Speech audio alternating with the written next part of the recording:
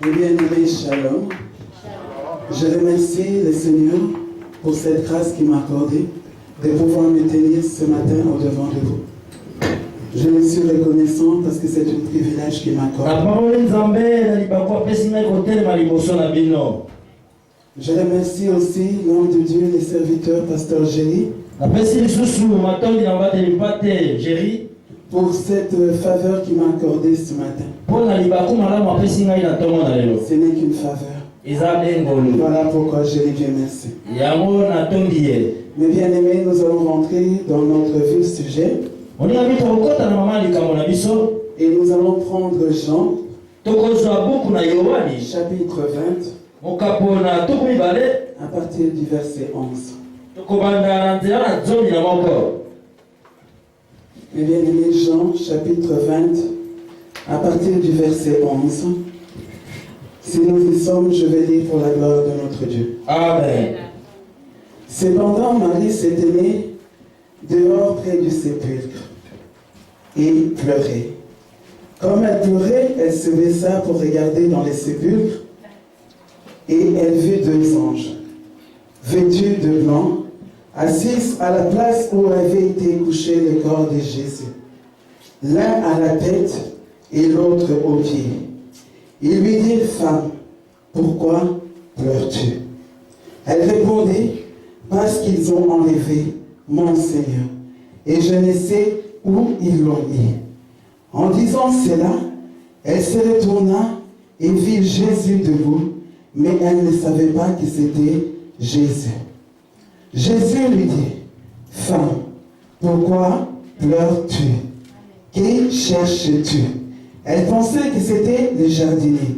Lui dit, « Seigneur, si c'est toi qui l'as emporté, dis-moi où tu l'as mis et je le prendrai. » Jésus lui dit, « Marie. » Et elle retourna et il lui dit en hébreu, « Rabboni », c'est-à-dire « Maître. » Jésus lui dit, « Ne me touche pas, car je ne suis pas encore monté vers mon Père, mais va trouver mes frères et dis-leur que je monte vers mon Père et votre Père, vers mon Dieu et votre Dieu. » Marie de Magdala alla annoncer aux disciples qu'elle avait vu le Seigneur et qu'il lui avait dit ces choses.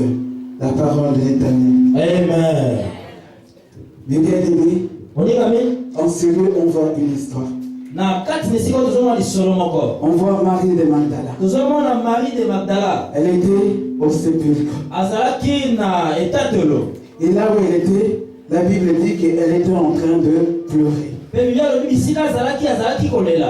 Et d'abord, il y a eu l'apparition des anges qui lui dit, « Femme, pourquoi pleures-tu » Le thème de mon message ce matin, c'est l'Église, pourquoi pleures-tu? Pourquoi tu pleures? C'est la question qui nous pose ce matin notre Seigneur. Et quand j'entends pourquoi tu pleures, j'essaie d'analyser c'est quoi le pleur. Dans la vie de tout le monde pleure. L'enfant, dès qu'il vient au monde, avant de faire son apparition, pour qu'on sache que l'enfant est aveugle, il doit pousser des pleurs, des cris de pleurs. En ce lieu, tout le monde pleure. Même si nous venons en ce lieu, je vois des sourires, je vois des gens qui rayonnent, je vois des gens qui semblent en paix. Mais tout le monde pleure. Tout le monde pleure. Mais on pose à cette femme qui est l'église, femme, pourquoi tu pleures? Bien-aimé, je vais prendre juste un exemple pour nous faire comprendre que tout le monde pleure. Peut-être que quand tu étais en Afrique, peut-être que tu n'avais pas de moyens. Là tu es. Je prends l'exemple d'une personne. Je prends par exemple l'exemple seulement d'une femme. Et cette femme là où elle était, là où elle a grandi, il n'y avait pas d'espoir.